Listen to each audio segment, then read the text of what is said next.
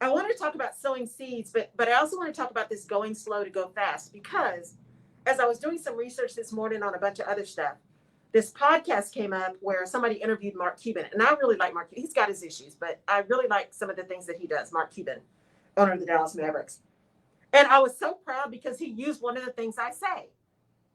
I say go slow to go fast, but the other thing I say, and just use this in my leadership summit, which is you got to hire slow, fire fast. He used that in a podcast the other day. And I was like, see, Mark Cuban is listening to me. Actually, you don't even know who I am, but still. You don't know. So hire slow, fire fast. And it's that whole idea of going slow to go fast. And the reason I thought about it too is if you guys were listening last week, you remember, or week before, I can't remember what it was after the freeze. And Jerry we were talking about whatever the topic was. And then Jerry was saying, we're all so ready to just get going and just move quick. And I use the analogy of the pipes freezing here, right? Mm-hmm. So when you open it back up, which I did turn on my sprinkler system, well, I unwrapped it and I turned the water back on. I have not tried to actually run it yet. So y'all just send up some prayers for me. But one of the things I said was, if you compare it to like the pipe issue that we had, right? When you get ready to turn your system back on, you don't want to open it all wide open immediately. You want to go slow, because otherwise you could just bust things wide open again, right? And if you could just go slow, you might be able to either minimize damage or at least prevent damage, right? If you don't just try to open everything up full bore immediately. Well, it's the same thing when I think about what happened over the weekend for me, that kind of go slow to go fast, taking time to slow down. I made an intentional decision this weekend, that it was going to be about self-care. It was going to be about me this weekend. And I don't normally do that. Well, if I'm going to do it, I actually do make it intentional, because I know me. So I have to make a conscious decision to say this weekend's going to be about me. And because, Jerry and Dr. Hickman had been giving me so much grief about this dang garden thing, I had to, show out. And so I spent all day Saturday, planting my little garden. And I bought these elevated planters because I don't dig in the dirt. I don't do bugs, y'all, so I don't dig in the dirt. But I'll buy potting soil. But getting in the ground, no. So I bought these really cool galvanized elevated planters. The big one you had to actually put together. And I say big because it took like 6 bags of potting soil, 6 or 7 bags of potting soil. So it's huge. And I planted all my stuff, and I had seeds, I had flowers, I had the little tubers for peonies. And then I went and got some actual plants too, so I could have some seeds and some plants.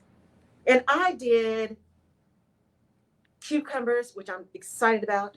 I did okra. I did spinach seeds. I did some lavender. I did some mint. I did some geraniums. I did some salvia. I did some of everything. My little peony tubers, which I'm really excited about.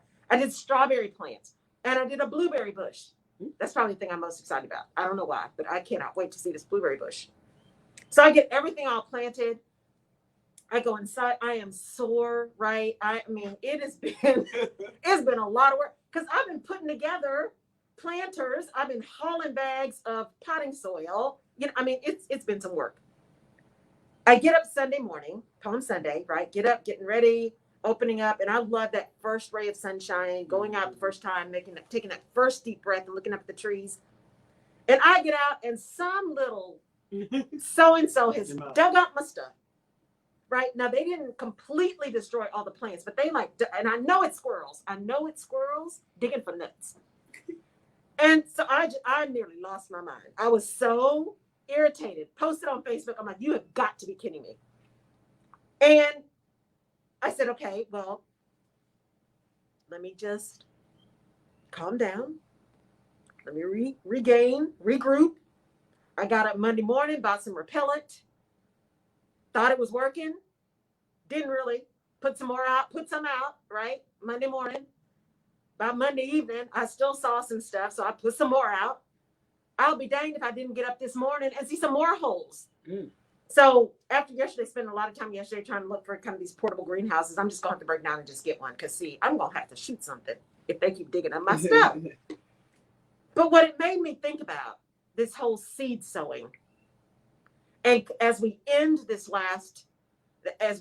first quarter of 2021, and it has been a quarter, y'all. I mean, we got through 2020. We were all thinking this was going to be so much better. 2020 is over. 2021 is going to be better. And in some ways it has been, but in many ways it's been more of the same. And we're all still tired, and we're still trying to make things happen. And for those of you who, like me, decided to actually start a business right before the pandemic started, it's been tough. And no matter what your thing is, I mean, I am a woman of faith. I know that there's a reason that I'm here. I know without a doubt that what I'm doing now is what I'm supposed to be doing. It is purpose-filled and is purposeful, and it is pointed and is directed. And I know that. And yet, that's in my heart and in my spirit. And yet my mind sometimes does not cooperate, because I'm also a type A, right? I need it faster. I need it better. What's the solution? Boom, boom, boom, boom, boom. And I started thinking about the fact that this whole gardening thing, right? And sowing seeds. Mm. And when you plant a garden, whether that is vegetables or flowers or what have you, when you plant anything, there is the sowing season, and then there's the harvest season. And that's whether or not you are a person of faith or biblical or whatever your thing is, the universe or whatever. There is a sowing season and a harvest season. And you reap what you sow. Mm-hmm. And so I started really in the context of having taken this time to slow down and really meditate and marinate on what was going on. And this, I talked to you guys about this whole polyvagal theory, right? Of being in dorsal vagal, where you're just like, you're tired and you don't want to get out of bed and you're exhausted and your energy's not there and your positivity's not there. And I tend to live my life glass half full. That's where I like to be. I like to be in possibilities. And it's been a tough road of possibility this first quarter for some reason, but we all go through those seasons. And as I looked at this garden and looked at these people these squirrels trying to destroy my garden, it hit me that there are a lot of things and people and processes and events that will try to destroy what you are trying to build. Mm-hmm. Sometimes it's because they're not even thinking about you. The squirrels ain't thinking about me. Mm-hmm. Come on, right? All the squirrels see is dirt and there may be a nut. That's what they're thinking about. So sometimes people may be destroying, quote unquote, or digging up the seeds that you've sown, or standing in the way of your progress, because they're not even thinking about you. Because there are many people who are so self-focused that you don't even cross their mind. And then there are others that are concerned that you're getting something that they aren't getting. And if you get it, that means they can't have it. That's the problem we're having right now societally, right? That if someone else gets a chance, that means I don't get a chance. And as the meme was posted, if someone else gets an opportunity, that doesn't mean your opportunity is gone. It's not pie, right? There is plenty around for everyone. But as I looked and thought about these squirrels metaphorically they were actually destroying my garden. But metaphorically, what that meant for everything you've been sowing is sometimes we need to sit in the contemplation and evaluation of the preparation that we have made, the seeds we've sown, right? What relationships have we built? Not networks have we built. What relationships have we built? And did we build them genuinely? Did we reach out when we needed nothing? We just wanted to support someone else. What have we done to give and to serve so that we can receive and serve bigger? Because to those whom much is given, much is expected. And so that whole idea of sowing and seasons really, at least for me, gave me an ability. Sorry, guys, the pollen here is out of control. They were announcing on the news this morning.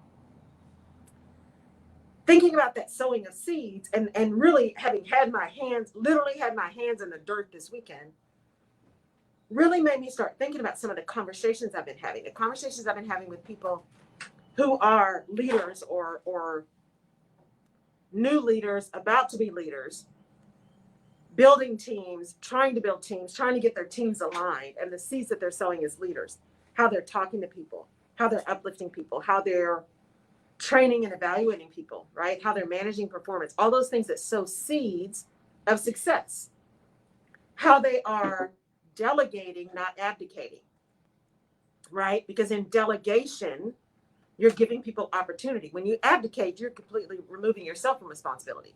But when you delegate, delegation includes alignment, removing barriers, supporting, training, coaching, helping. You know, it is an active word to delegate. It is empowering people, and empowerment is an action. You are empowering others. And so, you know, that whole idea of sowing those seeds of service and greatness and success starts very early. It starts very early. And you don't know when something's going to bloom. You don't know. I mean, I can go out, and I know me because where I put my little gardens, you know, I'll be seeing it every day when I go in and out of my car, right? In and out of my garage. I won't be able to miss it. I'll see it every time I open up my windows. But if you spend too much time only looking for the growth, only looking for the new little leaf, only looking for the new piece of fruit, you don't give yourself the opportunity to have gained learning and insight and satisfaction from the process of sowing the seeds for your success. Because what you're doing is you're evaluating your success based on the output, probably too early. Mm-hmm. Because my blueberries aren't going to bloom, aren't going to grow tomorrow. I just planted the dang bush, right? They're not happening tomorrow. I'm seeing little green leaves. I'm seeing sprouts. Both my strawberry plants, even though they tried to destroy them, they seem to be okay. And I saw little green leaves today. But it's going to be a minute before I actually see fruit. Who knows if I'll see my spinach, because I think they dug up all the seeds. So I may have to put some more seeds over my spinach. I don't know. Or there may be spinach growing in my yard, depending on what they did. But if I spent all of my time looking at the fruit that's not there, the fact that my peonies keep getting uncovered and I don't see flowers yet, instead of being excited by the fact that when I planted them, I could see all of these new roots on those little tubers that you just put in the ground. So you know there's life there. You know that there's possibility there. When you look at the roots of your plants, you know that there's energy there. Mm. When you look at those little seeds from my spinach, you know that there is possibility there. And yet, we can push ourselves or pull ourselves or maneuver ourselves out of the realm of possibility because of speed, a need for speed. Now, some of that comes from just, you know, practicality. People got bills to pay, right? And children to feed and mortgages, right? All that kind of stuff. We've got the practical can sometimes overwhelm our ability to relish the moments and relish the journey, because those things are real, right? Needing rental assistance is real. Having a roof over your head is real. Wanting to protect your credit is real. You know, you cannot save your way to prosperity. At some point, you still have to pay bills, right? If you have things you owe, you still have to pay bills. And even if you don't owe any kind of credit, you still have to keep the lights on, right? You still have to keep water running. You still need to put food on the table. All that stuff takes money. And so that practical, that real life stuff can sometimes overshadow and manipulate and short circuit our patience and our willingness to see the progress in the effort that we put in. Mm-hmm. And that's where we begin to fall down, especially as leaders, because people are always watching. They are always watching. I had someone the other day, and I'm going to do a much better job. My commitment to all of you, I'm going to do a much better job of engaging on my page. Like I said, this quarter, you know, I'm really transparent on this show, y'all. You know how it is. Because it's been really tough for me to continue to engage because I want to be enthusiastic and I want to be authentic. And I've just been tired. And so my commitment is to make sure that I'm re-engaging with you guys. But there was someone who posted in on one of my pages, and I don't even remember what the post was that I put out there. But the person's response was, I really needed this. I really needed this. Or I'm having a really hard time sometimes because I am disabled, and I know it's not my fault, but it's hard for me to not blame myself for being disabled. And I read that and I thought, no, words matter. Words matter. And I responded to this person and one, thanked them for being transparent because it's not always easy to put all that stuff out there. And then I said, words matter. And for my friends that are in that disability community, one of the things I see from them all the time is not using the word disabled, but using the word differently abled, using that phrase. So not the word disabled, but the phrase differently abled. And so I told this person, I said, words matter. How about instead of a disability, you are just differently abled, right? And I said, and by doing that, you do have to give yourself a break. And the reality is, I said, you got this. You got time, you got this. And she responded and she said, you know what? I needed to hear that. She said, I know it, but sometimes you need to hear it from outside because you can't always pump yourself up. And when you sow those seeds, right, that was a seed sowing. I didn't do that to get business from her. I didn't do that to get her on my email list.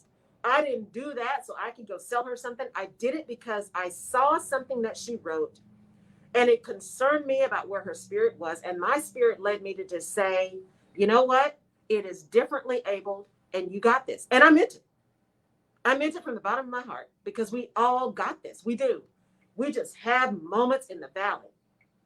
We have moments in the valley and we have to honor those moments and we have to understand those moments and recognize that those moments are real and they're valid and there are reasons for them.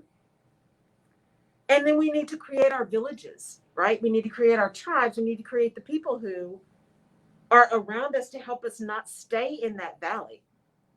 Because that's where you get out of the realm of possibilities. You get out of that perspective that you have a choice. And businesses, especially big corporations, can often make you feel like you don't have a choice. And you do. We all have choices and we always have a choice. Always. That is one of the few absolutes. We always have a choice. And we are free to make those choices. What we are not free from is the consequences of the choices we make, including the choices we make about our own attitude. So if we're feeling kind of down and in the dumps and all this kind of stuff, we can try to force ourselves out of that dorsal vagal, right? We can try to force ourselves out of that exhausted and tired and just want to go to bed and pull the covers up and just disappear from the world. And sometimes you can pull yourself up by the bootstraps and make it happen. And sometimes you just got to sit under those covers and give yourself a minute. But always know whatever it is you can latch onto or dig deep into, or that person you can call, always have a lifeline. Always have a lifeline. When you see yourself in that for too long a period of time, what is your lifeline? Because you have sown seeds of success. You have connected to people. You have built relationships. You have done some things that have touched people that you probably don't even know. And who can you go to? Who can you turn to? Who can help you recognize, remember, and sit in some of that success in order to help yourself move back through, that sympathetic and that ventral vagal where you're in total joy, total zone, right? Your zone of genius. But we're all going to move through all of those levels all the time. All the time. I'm learning more and more about this theory. This theory just really fascinates me. But we're moving through all of those all the time. And we can't necessarily force ourselves into or out of one or the other. It just happens because it's a nervous system response, remember? It is our nervous system, our actual bodies seeing something and determining that it is unsafe, that we are in danger, some level of danger, generally physical danger. And then our minds don't necessarily have a chance to catch up because we're not in the right space to be able to actually evaluate that, no, that's not physical danger. It's not physical danger. The example that was used with me on Monday was, you know, when you're in those modes where you're like, I just can't, this is awful, nothing's happening, I don't understand, I can't, you know, and you realize that it's that nervous system response. Something isn't feeling safe, something is feeling off. You know, I'm not making money, I'm not getting clients, I can't build my business, my team is about to quit, you know, whatever the thing is to pause and say, is my life in danger? Is my physical body, is my actual life in danger? If the answer to that is no, that means there's something else going on. And that's an ability to kind of start short circuiting that downward spiral, right? My life is not, I'm not physically in danger. That means there's something else going on. Something else has gotten my attention to tell me that I'm not safe, or I'm not where I want to be, or it's not happening the way I want it to happen, or whatever. Something else is moving, but it's not physical danger. And so I can short circuit that lack of safety, that deep down urge to just go to ground, right? To flee, right? Because remember, it's fight, flight, or freeze. So if I can short circuit it, I can move away from freezing, and maybe I can move away from fleeing, and maybe I still have a little bit of fight in me to get back to joy, right? Possibility. I can. But it's important to always remember the seeds you've sown. I also heard this week somebody talk to me about how they have a brag journal, right? And they go back to that every once in a while when they're having those moments. And they'll go back and pull out their little notebook of compliments, of great testimonials, of things that people have told them or given to them that said, thank you. They said, no, you're great. No, we really appreciate it. Thank you so much. You don't know what you did for me. And so when they're feeling like they're not serving, or they're not living in possibility, or they're not being the best them that they could be, they go back and pull these things that tell them otherwise, that confirm for them, no, you are exactly where you're supposed to be. And what is supposed to happen will happen in the time that it's supposed to happen. Just like my plants are going to grow when they're supposed to. If I can keep these squirrels away from them. They're supposed to grow, right? But again, even the squirrels are a symbol of the stuff you got to manage through. Fight it and manage it. Find a solution. I can get irritated, but my irritation is not going to stop the squirrels from eating my stuff. Taking action upon a solution that solves the problem will then help me reap the reward of the seeds that I've sown. Because I care enough about the work that I did that I'm willing to get past my irritation and frustration to actually do something. And that's sometimes where we get stuck. We get stuck in that irritation. You know, last week we talked about fighting for something or fighting against something. Sometimes we get stuck in that fighting against, right? That sometimes, like I had somebody post this morning on my LinkedIn, we get so caught up in the fight sometimes and so emotional, we forget what we were fighting about. Mm-hmm. And it's the same thing when you've worked really hard for something and you've sown seeds and you've got an idea of, I'm going to do this, I'm going to do this, I'm going to do this, and then this is going to happen. And that this doesn't happen, all of a sudden, everything you've done, you decided was a waste of time. That's that response system that says, I'm not worthy. It's not worth it. You know, nobody listens to me. I don't deserve it. All that head trash. What it really means is, yeah, maybe you need to evaluate the things that you did and see if those were really the right things to get you what you wanted. But more likely, it just wasn't the right time.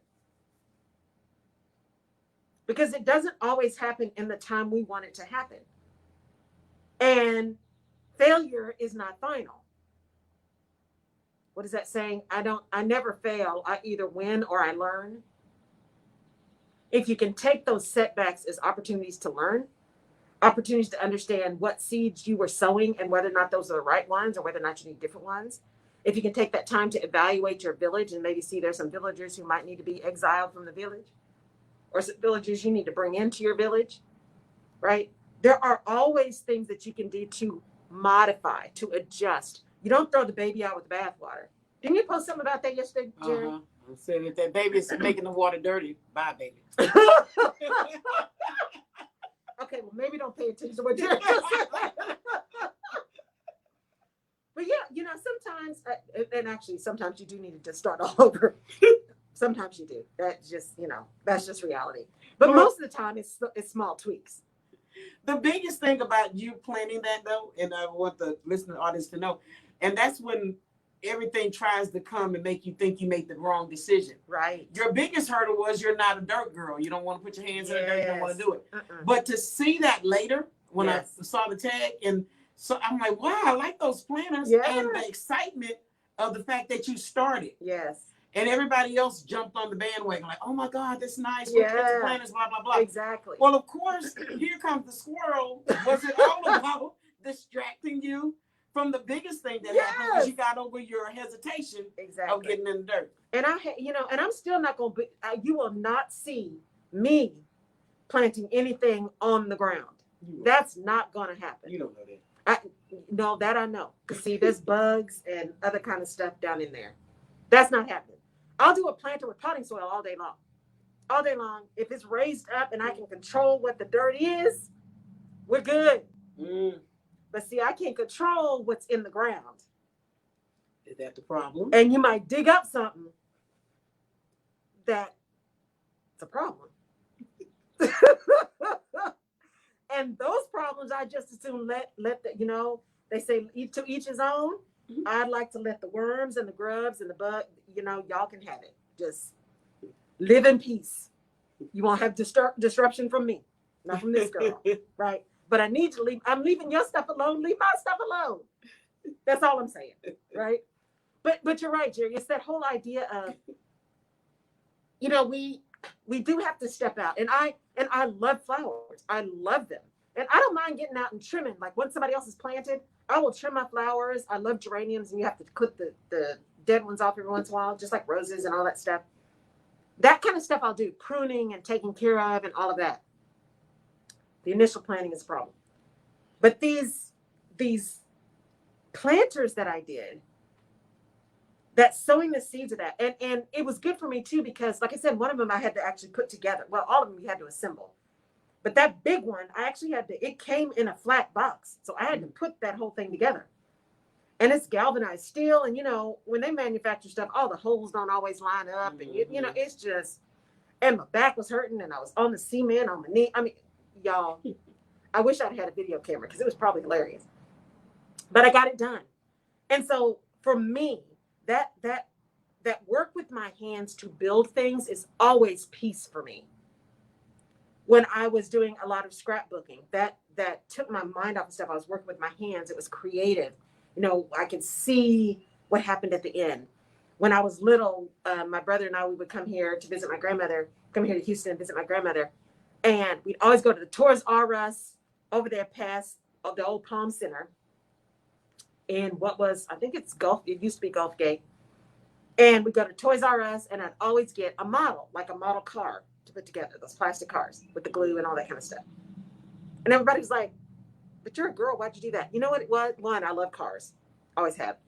But it was the process of putting it together, like following instructions, putting furniture together. I love that stuff. I don't know what it is, but I love that stuff. It's a different way of using my brain. And through this pandemic, I have found I cook more, I bake more, and I don't love to do those things. One, cooking for one is just a pain, right? It's just a pain. And I don't eat a lot of sugar, right? And I try not to eat a lot of sugar at all, but I don't tend to eat a lot of sugar if I can help it. But that process of baking, a coconut cream cake that someone gave me a recipe for, that is a fabulous cake, by the way. If you love coconut, it is fabulous. And this is how fabulous it is. It's not only got buttermilk in it, but it's got like Crisco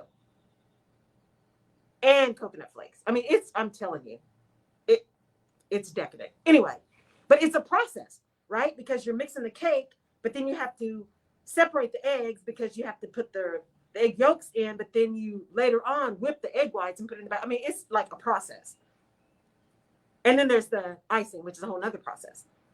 But it's that idea of using my brains and my hands, that hand-eye coordination, that connection of making something, building something, following directions. There is comfort in my spirit of moving through a process. I am process oriented. There's something about moving through a process. But because I know that, when I'm in these places where I'm like, okay, what's the process? And why isn't the process working? And I did this, but this didn't happen. Or I did this, but this didn't happen. Or those are the kind of things where I'm really good at evaluating and strategy. I'm really good at being adaptable and flexible. Because I'm all about get all the information first, make a plan, and then figure out what you want to do if it doesn't work. All about that. But when you're too up here in your head, you're not able to see things holistically. And I don't mean what I tell leaders, to lead with your heart, but act with your head, because that's that combination, right? You need to be able to be heart-led, but you got to be mind action-oriented, right? Because if you're leading with emotion, that's when you get in those fights that you don't even remember what you're fighting about. But when I am too much in my head, I can think my way into or out of anything. And sometimes those tapes that are playing in your head, that's not truth. Let me say that again. Sometimes the tapes that are playing in your head, that is not truth.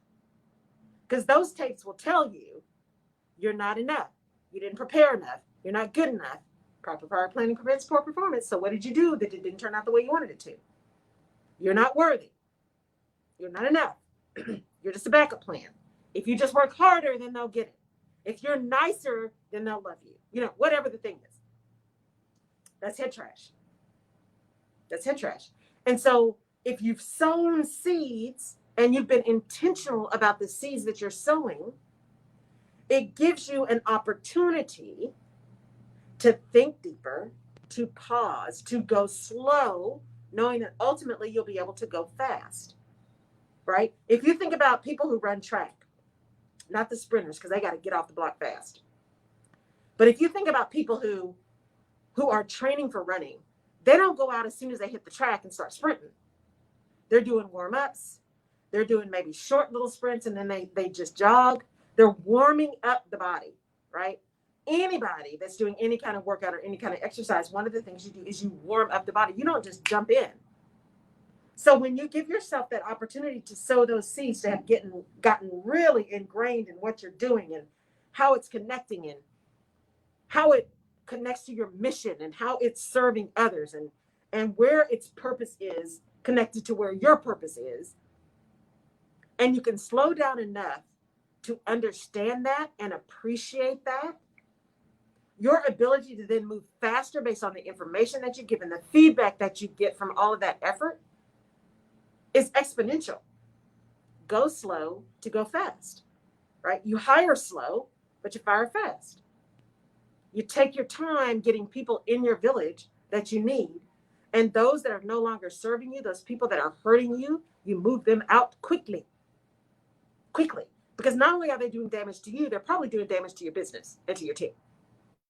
And you know it and they know it. And your failure to move quick is not hurting anybody but you and your leadership, people's trust in your leadership and your team. It is impacting everything you say you want. But if you've gone slower in the beginning and really thought about what I need, why I need it, where I need it, how much of it do I need, how long do I need? If you've thought about all those questions and then made a decision based on the answer to those questions, then the likelihood of you having to remove something or someone after the decision is made is much lower. It's not perfect. We all make mistakes. But if you're willing to do that kind of evaluation, if you're willing to sow the seeds early, the seeds of understanding, the seeds of evaluation, the seeds of contemplation, right? The seeds of effort, then when you have to do something quickly or have to act, you have a stronger foundation upon which to do that. It just makes it a lot easier. Doesn't make it simple. It just makes it a lot easier. But it's incumbent upon us to spend the time in the beginning. And that's where we often fall down. And that's where, I keep thinking, it kept hitting me over the weekend. I'm like, I'm doing my garden. That's going to be ready. I'm going to have to get my little honey out here and get these golf lessons going so Jerry doesn't show me up. But it's that preparation. And it's determining where we're going to spend that time, what seeds we're going to sow. Because time is not renewable.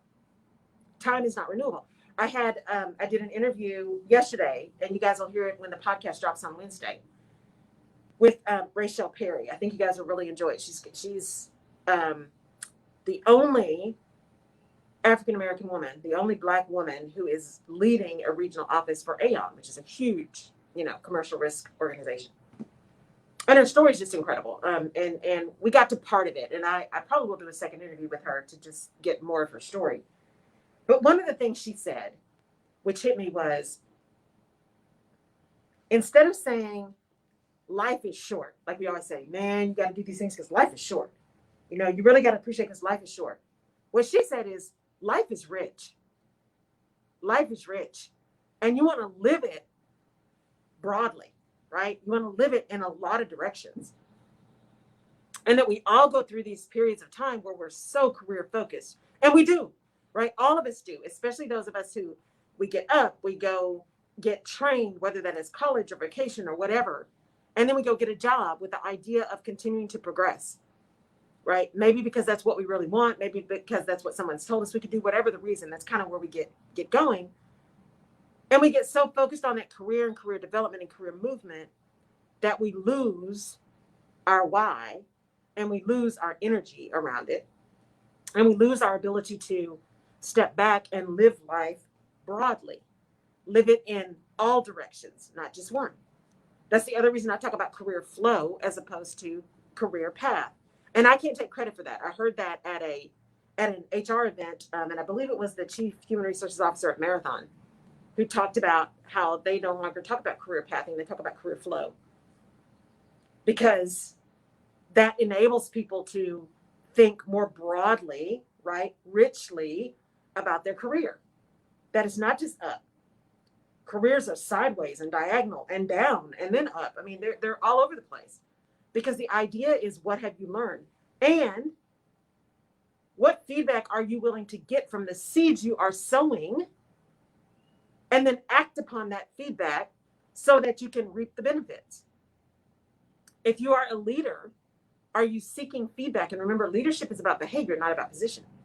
Are you seeking feedback and then acting upon that feedback to enable yourself to lead better, to build more trust, to build teams behind you, to build your successor? Or are you leading with ego? Because if you lead with ego, you're not interested at all in building your successor, because your ego says, if I make somebody else successful, that means I lose my job or I'm not as important. And I will tell you, some of the leaders that have the best reputations are the leaders that build the best teams, the leader that understand how to find and develop talent. Those are incredible leaders. They're seen by many as incredible leaders because they understand that the biggest piece of their value is what they can share with others and how they can build others up, so that the business that they're in, or the organization that they're in, or the department that they're in, can continue to grow and build and give back and make an impact. I said before, you don't take a seat at the table to take up space. You take a seat at the table to make an impact. And one of the ways you make an impact is, who are you bringing with you to the table? Who are you building up so that they can then branch out? And guess what?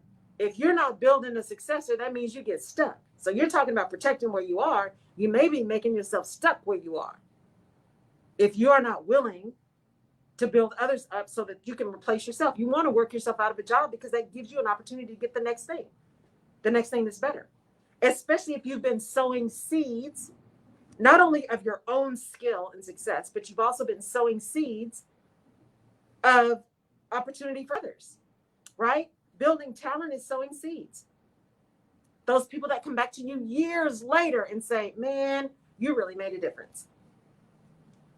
The teachers that hear that, and I love those stories when teachers have students come back and say, Mr. or Miss so-and-so, because you believed in me, I am now doing XYZ.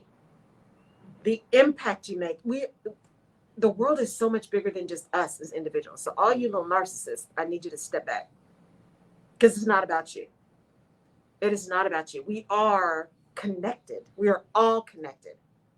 And if we can build others up. By building others, we build ourselves. By building stronger communities, we build ourselves. A high tide raises all boats, unless you're in the Suez Canal, because that's the problem. But they did get it out. They did get it moved. So, I really, this week, I want you guys to think about, and I put this in the post. What seeds are you sowing? What seeds are you sowing? What are you building and seeding so that you can reap the benefits later for yourself and for others? Because servant leadership is not about you either. When you said something, that was a meme on Facebook, and it said that I only want to surround myself with women who will bring my name up in a room full of opportunities. And when you're talking about seed sowing, because I think of people want to be put on, or people want an open opportunity, right? But those opportunities come because of giving others opportunity. Yes. It may not come where you put it, but it will come. But a lot of people kind of expect something that they haven't sown. Right. Do you see that? I do. That whole idea of entitlement, it's mine because it's supposed to be, because I deserve it, or more importantly, because I want it, right? I may not deserve it, but I want it, so therefore I should have it. That starts early, by the way. But really, those seeds, when you're talking about you want to be in a room where people bring up your name in a room of opportunities, even if you're not there, that's what sponsorship looks like, right? That's what advocacy looks like. And those relationships sometimes are unknown, completely unknown, because the person that is sponsoring you may or may not have had any specific interaction with you, but they know your work and they know your reputation. And if nothing else, they'll be in that room and saying, I heard about this woman, and everything I heard was, positive, and we should really consider, maybe that's someone we need to think about. That's what sowing seeds means. You sow seeds through your interaction with others. You sow seeds through your connection with others. You sow seeds by doing great work. You sow seeds by performing, by showing up, by connecting, by lifting others, by taking responsibility, by being humble. You sow seeds by being a good human. By being a good human, because all those things I mentioned are about being a good human.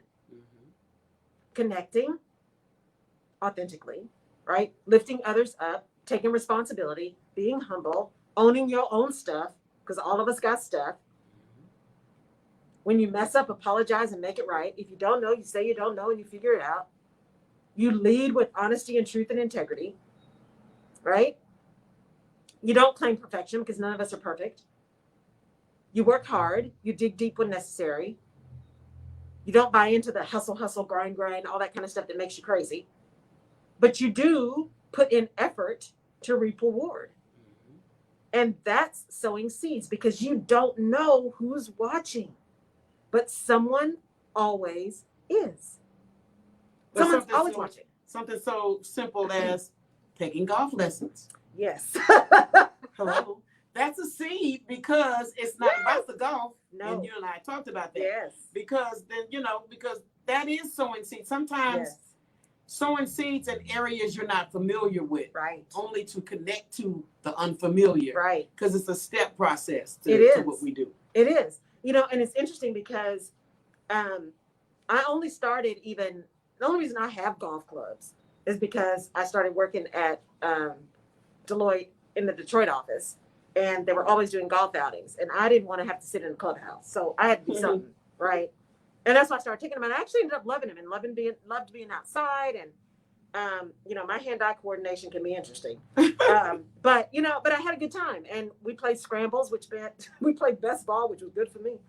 So I did it because it was a way to connect. It was a way to be in the mix, right? It was a way to build relationships, without it being forced. Because y'all know by now, I'm not a small talk, go to every corporate event, go to every wine tasting. That is not my jam. I am not that Even girl. after this pandemic, you don't think you changed a little bit about that? No, ma'am. Now, I am ready. Don't get me wrong. I am ready to go out and have some dinner somewhere, right? I am ready. Well, I'm not ready right now, but I am looking forward to being able to go out to a restaurant and just have dinner with someone.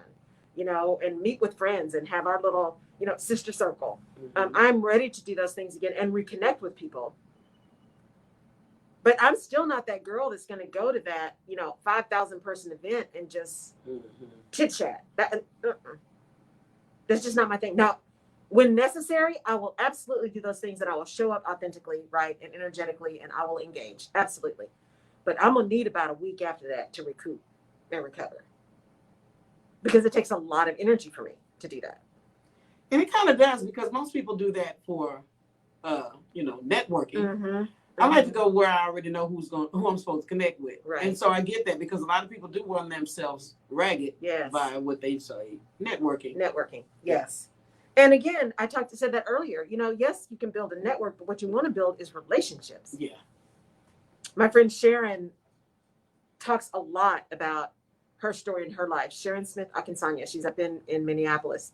She just wrote a book called Colorful that came out in February. Highly recommend it. And she is the CEO and founder of the People of Color Career Fair. And she's just incredible. She's absolutely incredible. And she talks about in her story how she, yes, her hard work and all that kind of stuff got her where she is. And her having built relationships and connections before she needed them got her through some really tough times. Before she needed them, because she was making them because they were genuine. She really wanted to know the people. She really wanted to connect with them, really wanted to know who they were, wanted to know who she was. And because she had built them genuinely over time, when she needed some assistance, she had some relationships that were real and genuine, built not at a time of need, but built at a time of service. And so when you think about networking, that word just has so many connotations. It gives me agita, right? My stomach starts, when I about just networking, because so much of that is just not genuine. It's not. And you're absolutely right. I said something the other day on Facebook that most people get excited about just taking a selfie with somebody famous or influential. But you don't want just the selfie, you want the connection. Yes. And you want it just when you don't need it, because later on down the road, you want to be able to pick up a phone and say, listen, I'm working on something, I'm calling something. Even when you said that you're going to be more engaged in Facebook and all that. Right. Back in the day, that sounded like, that's not that big of a deal. She's a busy woman. She has a lot to do. Right. But it does have a lot to do with it because people want to know who Laura Rutledge is. Right. They want to see you plant your gardens. I mean, that sounds very minute, but it's like people want to know she's a real person. Right. She's connectable. So all those things that you're saying are good. Sherry from St. Louis says, Laura's efforts have inspired me. I saw hers talking about your planters. Yeah. And I said, boy, that's nice. Maybe I can do something similar. See? Yes. I'm telling you, Sherry, do it. Now, again, if y'all buy that one, and I got it at Walmart, so that was even a bigger thing for me because I don't do Walmart, y'all. I can't. Well, you can. It's just, I'm telling you, I know. But you know what it is? Because there's never enough things open. And you can't find anything, and I cannot. But they had the galvanized thing, so I parked. I knew exactly what I wanted. I popped my happy honey right up in there, got what I needed, and got up out of there. Thea Reed says, "Keep up the great work, ladies." Good morning, Thea. Thank you. Good morning. So I just, but that, go get it, because it was a lot of fun. But make sure you buy enough potting soil, because like I said, I think that one took 6 or 7 bags of potting soil to fill. It's deep. It's like 4 feet wide, 4 feet long, 2 feet wide, something like that. So I'm just proud of you. I am. I don't know what, I had a tear in my eye when I saw the thing. I was like, you getting sorry? But it was like exciting to see you do that, because you were saying you don't do the dirt and all this. But to see you, it was going in different directions. I'm looking forward to see what you're going to get. It was me too. I'm just determined. I am claiming those blueberries. Blueberries, coming, girl. I am claiming those blueberries, and I'm claiming that these squirrels gonna leave my stuff alone. I am. I'm gonna get something covered up. I'm not gonna kill them. But you just want to hurt them a little bit. Your greenhouse is gonna take care of those squirrels. Yes, I need to go get my greenhouse, and I was looking at a bunch of those yesterday, and and then I got overloaded. I'm like, oh Lord, there's like 1 million greenhouses, and then of course when you're looking at the greenhouses, then they have these pop up like sunrooms. I was like, okay, well now I'm not gonna build my she shed right now, but I might go get me one of these pop-up thing. Oh yes, I am excited. Well, it's not a cabana. It's actually almost looks like a greenhouse. It's like PVC. It's round like a tent, and it's enough to sit 4 to 6 people. It was awesome. I'll send it to you. Yeah, sure. So I am, I'm thinking, well, then I can really enjoy my backyard, and I got these big fans, and oh yeah. So I was on it yesterday. And I was trying to look around when you showed it. Right? Because here's the beautiful thing about what you're doing, and people are agreeing with you, how they love it. When you say about the squirrels coming after, it really is something spiritual when you think about it, because you put that seed in the ground and something is always there to try to take it. And you have to do what you have to do to protect that. Absolutely. So you can see the fruit of that. Absolutely. You have to, that's what really hit me. Y'all know, like I'll plan, people say, plan your content, plan a month out. That makes it easier. I'm telling you, I go with where the Spirit leads me. When I interview somebody, when I get ready to do this show, something always happens and says, this is what you need to talk about. And that's what happened this week. So as Jerry said, I looked at that and looked at those seeds and looked at that effort and looked at those squirrels and thought, this is about protecting your effort, but protecting your spirit. I mean, it was deep. I'm telling you, it hit on so many levels. About protecting your spirit, about protecting yourself for those folks who are trying to undermine you. One, understanding who they are, recognizing them, being willing to call it like it is, and then being able to say something about it. And that say something and do something, maybe just walk away, especially talking about people. Because we said it before. When I think about fighting against something or fighting for something, I will fight. I will really try to make sure that we understand and that we're getting everything on the table. But I reach a point where I'm just done. If you're not showing to me and have proven to me that you're not listening and that you're so dug in that it doesn't matter what anyone says, I'm through with that. I'm through with that. And I'm not mad. I'm not angry. I'm just done. Because see, now it's a waste of my energy. Laura, girl, when you said that, I started seeing those squirrels. But the beautiful thing is, you didn't have to go out there and tell those squirrels, look here, players, y'all not welcome here anymore. You're going to go get that pop-up thing. Exactly. And when they try to come back, they have no access. They have no access. They have no access. You don't say anything, just do it. Just do it. Just do it. And that's the thing. Sometimes we talk too much and do too little. We talk too much and do too little. You don't have to tell everybody everything that you're doing. You don't. They don't need to know. Just do it. Because your actions and your reward will speak for themselves. You better talk. Okay? So I'm just saying, these squirrels are not going to win against my blueberries. Take a picture when they try to come to the... yes. That's what I should do.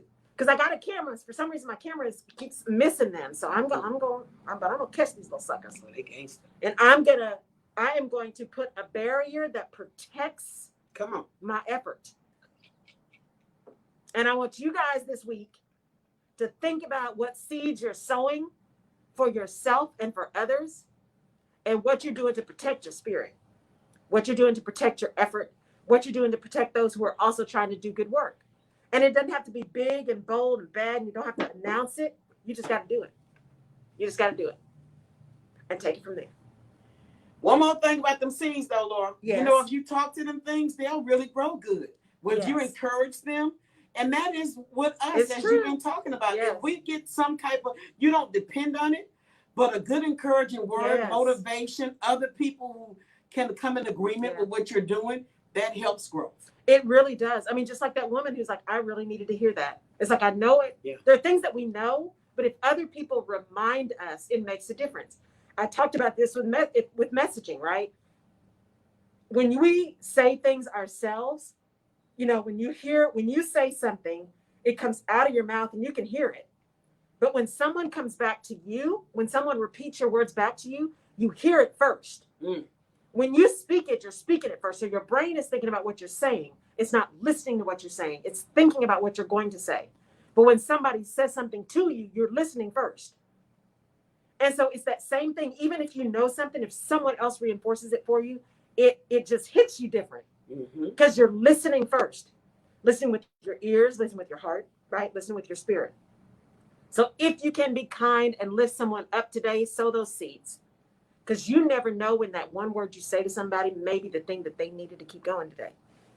So go out, sow some seeds, protect your spirit, make some amazing things happen. Oh, by the way, you'll see a video this month, the month of April. I am doing another career transformation summit. It is free. It is the 19th, 20th, and 21st of April from 6 to 7:30 p.m. Central. You can go to laurelrutledge.com and register, right? Love to see you there. All right, y'all. Have a great rest of your week. See you next week.